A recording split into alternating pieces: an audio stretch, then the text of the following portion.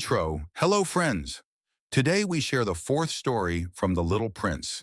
In this story, the little prince meets a businessman. Story. The little prince arrived on the fourth planet. There he saw a very busy businessman. The man was always counting. He did not even look up when the little prince arrived. I am counting the stars, the businessman said. They are mine. I own them. The little prince was surprised. But what do you do with the star? He asked. Nothing. I just count them. I am rich, said the businessman. The little prince thought for a moment and then said, This is not useful. I have a flower. I water it. I have volcanoes. I clean them. I take care of them. That is real work. But you only count numbers. That is empty lesson. From this story, we learn that true value is not in money or numbers. Real value is in love, care, and responsibility. Outro. Thank you for watching.